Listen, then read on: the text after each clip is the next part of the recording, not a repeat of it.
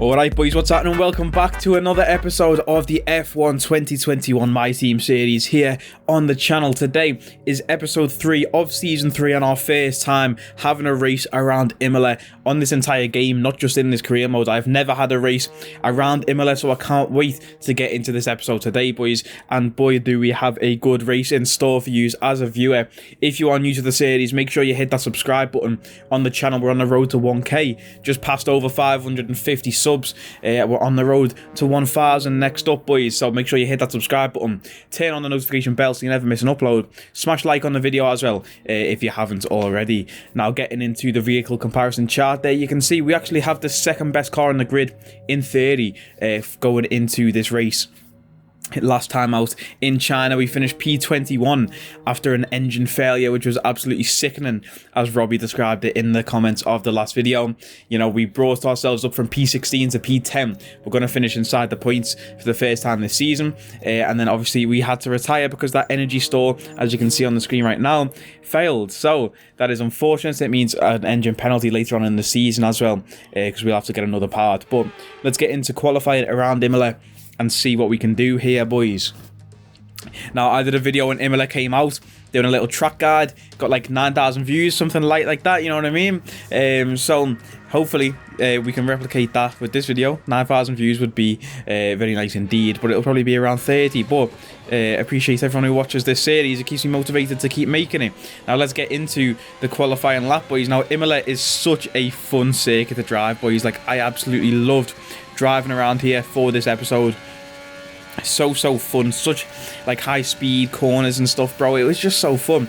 Getting down into turn 1, you can see we just went 1.5 seconds faster than our previous lap as we crossed the line, but we went for 2 back-to-back push laps here, and through the first like few corners we're already 2 tenths up, and we take that quite nicely there, and now we're 3 tenths up, nearly 4 green in sector 1.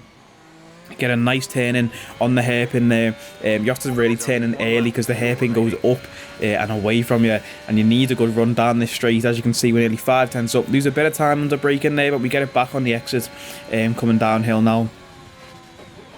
Braking a little bit early there, but I didn't want to run too wide there. We lose a bit of time, as you can see by the delta, but we're still on for a good little lap here, heading into the next chicane, bouncing over these curbs. Very difficult not to take damage around Imola because the curbs are so unforgiving.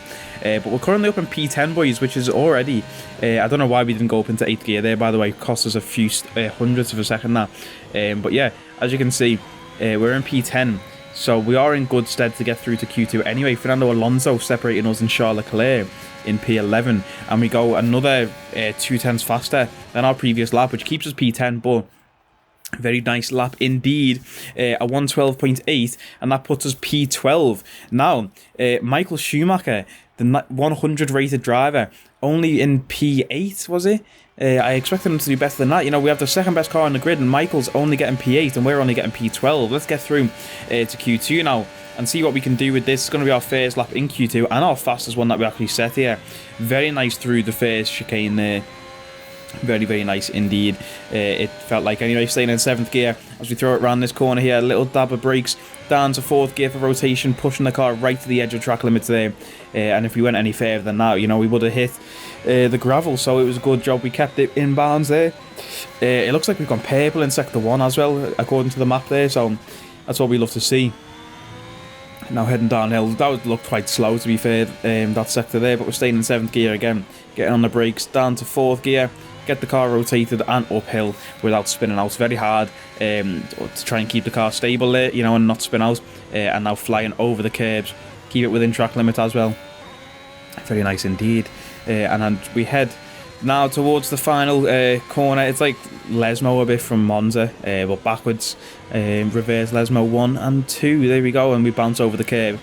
Probably cost a bit of time there, I don't even know. But as we head towards the line, take the shortest run to the line, you see we cut a lot of the green AstroTurf there. It's a 112.8, quicker than our Q1 time, and that puts us P4. Max Verstappen and Sergio Perez in 5 and 6, trying to qualify on medium tyres. So, boys, it means nothing because they went again and qualified on soft tyres. We got through though to Q3 in P10. I can't remember if we've actually got to Q3 this season already or not, but there we get through to Q3 for maybe the first time this season. I don't actually know. Michael improves from P8 in Q1 to P6 in Q2. Hopefully he can improve even more in Q3. Now, speaking of, let's get into it. We're currently at P9 in Q3, or now P10 after, I think, Leclerc went faster. Through Sector 1 there, we are 2 tenths up through our Sector 1 time there. And this looks very fast as well through that chicane, pushing it right to the edge there, almost losing it. I think our back wheel might have just dipped into the gravel there with a little wobbly moment, but we managed to keep it in balance. And as you can see, we're losing time up the straight now because it's all about your exits of that hairpin onto the straight because it's uphill. And yeah, it's very easy to make up time there, but very easy to lose it at the same time, as you've just seen by us there.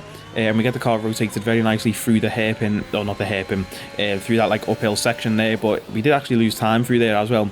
So on the delta we're up still, but we're losing time coming through that chicane there. We stay like level on the delta, we're not really making up any time there.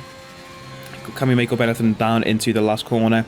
We push it a bit wider on the entry there, and then drop it to 4th for the last corner. And look at that, boys, we're a whole second up through that last 2 corners there.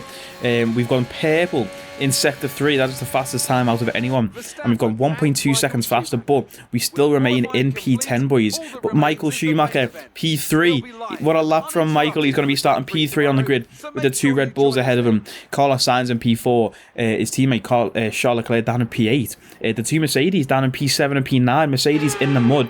Let's get into the race, boys. Our first time racing around Imola. Let's get it. Welcome once again to the Autodromo Internazionale Enzo e Dino Ferrari.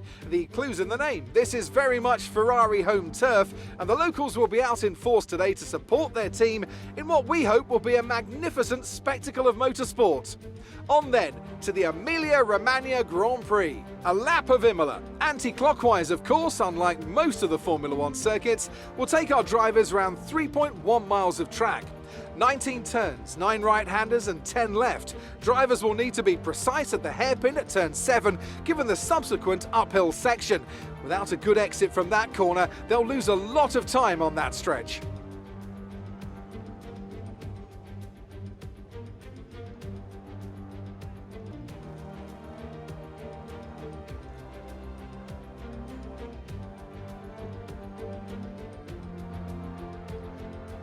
It's time to take a look at our starting grid for today's race. Sergio Perez will lead us away from pole position, and Max Verstappen lines up alongside. Looking at the rest of today's grid, we have Michael Schumacher, Sainz, Lando Norris and Ricciardo, Bottas, Leclerc, Hamilton, the owner driver, Gasly, Ocon, Fernando Alonso and Russell, Mick Schumacher, Vettel, Yuki Tsunoda and Lance Stroll, Latifi, Giovinazzi, Tigtum and Nikita Mazepin. And with lights out just moments away, it's time to go down to the track. There you have the grid, boys. Getting into the strategy for this. I've never raced around Imola, like I say, so I don't know whether the 1-stop or the 2-stop is the go-to strategy. I think we'll just click on the 1-stop, but I try and bear in mind, you know, on the 2-stop, you want to be boxing around lap 9, and we'll just see. We'll go with the flow of things, with the vibe of things, and see how our tyres are doing. But it is 5 red lights, and it is lights out, and away we go here in Imola. And it looks like Michael Schumacher off to a flying start there. Sergio Perez also off to a great start. The 2 Mercedes absolutely flying there as well. Bottas and Hamilton, we get off to a decent start here. We're going to have Pierre Gasly, I think, trying to make a move around the outside. We go onto the grass a little bit there, bouncing over the curbs, almost making contact with Lewis Hamilton. That's going to damage the under tray of our car there, probably bouncing over those big yellow sausage curbs there. That's not going to be healthy for the car. But we managed to remain in a position and not lose any positions, which is absolutely massive. We're going to send it now on Lewis Hamilton, heading into the hairpin. We try and go up the inside. Can we get the traction up the inside? And yes, we do. And Lewis actually loses another place there to Fernando. Fernando takes an opportunistic line through the hairpin, same as us. He follows us through and manages to overtake Lewis Hamilton there. Lewis down into P11. We're up into P9 now, chasing down Valtteri. And it looks like Michael Schumacher up in the front is actually battling with Lando Norris. Norris up in P2. I don't know where Norris came from. You know, we had the 2 Red Bulls in P1 and 2, and then Michael in P3, and now Lando's up in the mix there as well. As we run wide, trying to chase down Valtteri Bottas. I keep checking the vehicle condition, but Jeff, you know, he doesn't say that there's any problems with the car. As we head through the final few corners now, you can see we are staying quite close to Bottas. You know, he's not just running ahead. Sergio Perez setting the fastest lap there, and yeah, Bottas is not just flying ahead, but down this straight, boys, you know, I feel like it might just be the engine, but we don't really have that much straight line speed, which felt very awkward and weird, because we're meant to have one of the best cars on the grid. As we have a little look up the inside there on Bottas, but it's not going to stick. Here's a replay of the start from Michael's perspective. You can see he gets off the line very well there. So does Sergio Perez. Max Verstappen falling back a little bit. And at one point, Michael was actually in the lead in this race, heading down to turn 1. They're going to be 3 abreast with the 2 Red Bulls. Look at that, 3 cars side by side through turn 1 and 2. Through the chicane. It's absolutely crazy.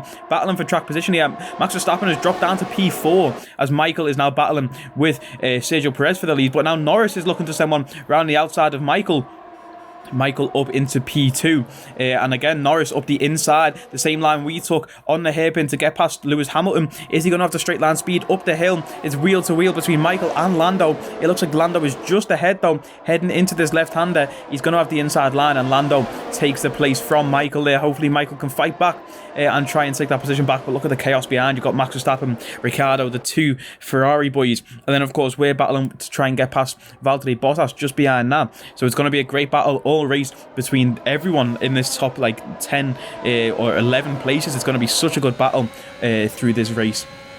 So now we are chasing down Valtteri Bottas there. Can we try and get close to Valtteri and make the overtake? We're using a lot of battery already, down to 67% battery on lap 2. You know, I'm trying to keep up with the pace as we bounce over those sausage curbs again. I'm going to have to check the vehicle condition. Jeff said that there's no issues, but sometimes you do take damage and Jeff just doesn't even tell you. But yeah, we need to be very careful going over those sausage curbs. It's also going to be track limits as well, so we need to be careful how far wide or how much we are actually pushing this car, you know. We don't want to take any significant damage that could impact our race. You know, it's a long race here, 32 laps. We've got a lot of laps to go. We've still got 30 laps left. We don't want to kill ourselves on lap 2 of the race. You know, Max Verstappen actually dropping down the order now, as you can see on the left hand side. Max Verstappen has came into the pits for a new front wing. I don't know where he picked up that damage. I watched the replay as well, and it didn't even look like he made contact with anyone at the start, but we saw at the start he did drop down to P4 after battling with Michael and Sergio. So maybe he did take damage in that little battle that they had there. But as you can see there from a bird's eye view, we're just bouncing over these sausage curbs, the yellow curbs. And as you can see, the side pod of the car looking very clean and nice there. It won't look like that towards the end of the race, I can tell you that, for a matter of fact. The damage model on this game is very weird. I don't understand it. But yeah, anyway, we'll get into that later on in the race. So heading towards this uphill section again, we run wide, bouncing over the curbs and the gravel a bit there. We get a warning for corner cut, and I think that's our first warning of the race. And then getting through the chicane here, very late on the brakes, and we catch up to Valtteri. Look, we're right on his gearbox there. I checked the front wing to see if there's any damage there, but we're going to try and make a move here on Valtteri now around the outside. Can we make a move stick? Valtteri's going to really push us to the edge of the track limits there, and we go round the outside, and it is going to be a great overtake from us on Valtteri Bottas there, and we managed to make the move stick. And look at that, Valtteri, he's going to send one back on us, boys. He's not going to give up that easy. We've got DRS open, but so does Valtteri. He's going to try and send one up the inside. It's wheel to wheel with Valtteri now, and Fernando Alonso is trying to get involved into turn 1. We go late on the brakes and squeeze Valtteri a little into the apex, but we're going to stay ahead in P7. Valtteri, Alonso and Lewis, a little 3-man train behind us. Look at that, boys. They're chasing us down very aggressively. Can they do anything in the back there as we kick up a little bit of gravel onto the track? But you can see now the side pod is not like clean like it was. We've took some damage, and I don't know how, because we haven't made contact with anyone. Here's a replay on board that overtake with Valtteri. You can see we almost go into the grass there. Valtteri really pushes us wide, and then we almost go into the gravel again, but we managed to keep it on the track, and a great overtake from us on Valtteri Bottas there. Now back to lap 4 as we climb up the hill, chasing down Carlos Sainz now. The gap is 1.5 seconds. 2 Sainz, we run a bit wide there, and the gap goes to 1.6. Trying to chase down the 2 Ferraris. Obviously, we have the same power units as the Ferraris, so even though I felt like we were lacking some power on the straights, hopefully, you know, it won't be too hard to catch up. Here is a replay of Michael Schumacher though on lap 4. Let's see how Michael is getting on. We have Daniel Ricciardo just behind Michael. He's 1.8 seconds off Lando Norris in that McLaren ahead. So obviously Lando has created a bit of gap. It's a bit of a gap to Michael once he's got past him there. And Daniel Ricciardo is going to have DRS on Michael Schumacher heading down the home straight now as we begin lap 5. And Daniel makes an easy pass on Michael down the straight there, heading into turn 1 with the help of DRS, as you can see. Coming through now, Michael down into P4. It would be nice to see Michael on the podium. He did qualify in P3. Hopefully he can try and fight Daniel and make that position back. So the gap to Sainz now 1.4 or 3 seconds. It keeps closing, but we know we have DRS coming up, and he's going to have DRS on Charles Leclerc, his teammate. So he's going to pull ahead on the straight. Valtteri Bottas behind us, also going to have DRS on us. So we're going to have to use a lot of battery here. As you can see, again, it's only lap 4 of the race and we've gone below 50% battery. But boys, we go purple in sector 3 there, showing that we do have a lot of pace around this track. And Charles Leclerc actually gets the fastest lap of the race so far. Leclerc in that Ferrari power unit, like I say, same as us. So hopefully that's a sign of things to come, you know, and especially us going purple in sector 3. If you don't know, a purple sector means that you have gone fastest in that sector out of any car on the track so far in the race, you know. But Max Verstappen takes the fastest lap of the race now, and Max obviously he's way behind. He's only just crossed the line. At this point I didn't actually know Max had boxed when I was racing live, and I was thinking, how is Max so far ahead of everyone? I thought he was in P1, and I was like, how has Max just crossed the line when we're all at this side of the track, you know? But obviously he did box for a new front wing, and we bounce over those curbs again. Coming uphill, it's not going to be healthy for the car, taking all that damage, you know, or taking all that contact, I guess, and the vibrations through the car. You know, I bet the sensors are going crazy. My engineer, if this was real life, would probably be telling me to stop bouncing over the curbs, you know. But we kick up a bit of dust there off the grass, chasing down Carlos yet again. We keep closing the gap through the lap, you know, but then as soon as we get to this straight, as you can see now, it goes from 9/10 to a second, and then down the straight it goes to 1.1. 1.2. Obviously on the left hand side, it might look a bit confusing to you, but on the left hand side of the screen here, if you look where my name is in P7, the number next to that, the 1.6, that is our gap to the car in front. So everyone's name, the number is the gap to the car in front. So we are 1.5 seconds behind Carlos Sainz, just in case anyone was confused about the little leaderboard on the left hand side there. That is what the numbers mean. Obviously Sergio doesn't have a number. He is the interval because he is, you know, the furthest guy ahead. Michael Schumacher 0.4 of a second, 4/10 behind Daniel Ricciardo, hopefully staying in that DRS range and can make a pass on Daniel down one of the straights at some point. But you know, we are chasing down Carlos. We're pushing as hard as possible. You see how much battery we were using to try and catch up to Carlos. It's going to hurt us later on in the race, you know, especially if Valtteri launches a charge and we have to try and defend. We can't really defend without any battery, but Valtteri is now 1.8 seconds behind us. So we've created a bit of a gap to Valtteri. Once we got past him, you know, the gap to Sainz was a little bit big. We had some clear air to just try and push into, you know. We could just run our own race then. Just try and set some good laps. As you saw, we set a purple sector 3 at one point, and now we start lap 7, and we have 10% battery left, which is just ridiculous how much battery I did use. Poor management from me, but it had to be done. I felt like, you know, if we didn't use that much battery at the start, we wouldn't have got past Valtteri, and now I'm trying to chase down Carlos. And if I don't use this battery, boys, and I don't keep pushing, you know, Carlos and Leclerc will just take off into the distance. With that DRS, you saw like Sainz made up like 5/10 on the straight thanks to DRS, something like that.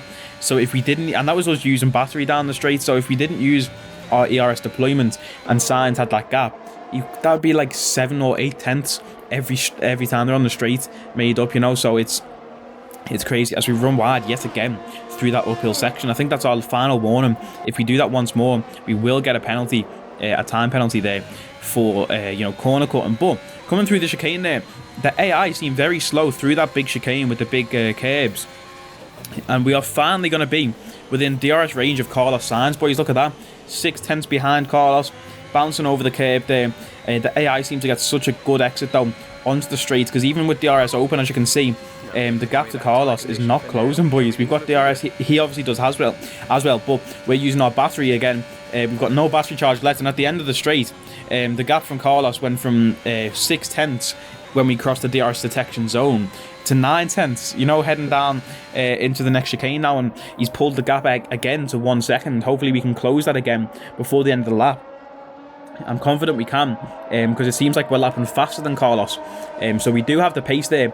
And boys, you see how close Carlos and Charles actually are together. It feels like if we get to Carlos, it'll be a double overtake, because we'll be able to pass Carlos and Charles at the same time. And you can see this lovely helicopter view now, following our car. You can just see Carlos ahead of us at some point on the camera angle. I'm hoping it shows both cars. Yeah, as you can see there, the two Ferraris are very close together, so if we take one, the chances are we will take the other, especially if he comes across to try and defend, something like that, and especially if we take Carlos on the straight. But yeah, it doesn't seem like our straight line speed is that much, and as you can see, the side pod looking a bit damaged there, so I think we do have damage to the side pod, which will affect drag on the straights, which makes sense. You know, we have the drag reduction system open now, chasing down Carlos. No battery, as you can see the light flashing there. We are harvesting battery, 4% battery we have, heading down to turn 1, and again, maybe it is drag from... It looks like we might have an issue. Hang in there, we're attempting to manage it. That's not what we want to hear from Jeff. On lap 9 of the race, he said, hang in there, we might have an issue, we're trying to fix it. But yeah, like I say, the drag is not going to, the damage to the side pod, sorry, is not going to help drag down that straight. Maybe that's why we can't pass Carlos, but we are lapping quicker than him. We're going green in sector 1 there, as you can see, putting in some good times on the lap, you know, scoreboard, I guess, if you want to call it that. Trying to push as hard as we can. We have a severe engine issue. Find a safe space to retire or return to the pits. Again, find somewhere safe to stop. We need you to retire. And boys, that is an absolute sickener. And oh, there's contact, and there's going to be debris all over the track, boys. I don't know what's happened there. Somebody has hit us from behind. Lewis Hamilton is out of the session. Valtteri Bottas is also out of the session. And there's going to be a safety car here in Imola. What has just happened there, boys? We are absolutely flying, pushing the car, as you can see, up into P7. We're trying to chase down the two Ferraris. Then our engine goes. Back-to-back races, our engine is blown. That is not what we like to see at all. I was really enjoying this race as well. And let's see what happens there. Lewis Hamilton behind us in the Mercedes flies into the back of us, and Valtteri goes back into the back of Lewis there. It's a 3 car pile up between us, Lewis and Valtteri. Let's see a replay of Lewis's view. You can see there's just so much smoke coming from our car. He probably couldn't even see where he's going, and he just drives straight into the back of us, and look at the debris all over the track. Both Mercedes have lost their front wings, and there's a good 6 car pile up behind them. Fernando Alonso has ghosted behind Valtteri, and wow, what a disaster. Let's see a replay on board with Lewis. You can see the smoke there. You can clearly see it, and he just drives straight into the back of us. What was he thinking, boys? He could see the car a mile off. He wasn't blinded by the smoke at all. This is Valtteri's view. You can see Lewis and the smoke ahead, and Valtteri, he snaps to the left hand side of the track. I don't know what he's thinking. Valtteri into the back of Lewis, and it's going to be both Mercedes out of this race here in Imola. I cannot believe it, boys. Look at this. And then there's Fernando Alonso behind Bottas, slamming on the brakes, and yeah, they're just not good. There's a little slow-mo replay. I cannot believe what I have just witnessed, boys. That is absolutely crazy to see. You know, wow, look at all the debris all over the track. It's absolutely mental. What a crash that was. Obviously, we did have to retire from the session now, but that brings out a safety car. Alonso actually got a 5-second penalty for crashing into the back of Bottas there. So let's see how that affects the race. You know, a safety car at that point. We haven't seen a safety car, I don't feel like, in a race for a long time here. And obviously, we caused one by retiring from the race. And obviously, when you retire, boys, on this game, you don't get to control your car. So it's not like it was my fault for not, like, retiring safely. You don't get to control it, so your car just slows down. And Sergio Perez does win the race. But who is that, boys? I can see there in the purple suit with the purple car in P2. Who is that with the red helmet? We'll have to wait and see if that's who I think it was. Sergio Perez, though, picking up a win for the team here for Red Bull. And, boys, look at that, stepping onto the P2 spot on the podium. It is none other than Michael Schumacher. We've got Lando Norris in P3. But Michael, last time we saw him, he was down in P4. He finishes the race here in P3. Or not P3, I've been thrown by that graphic there. He finishes the race in P2. You absolutely love to see it.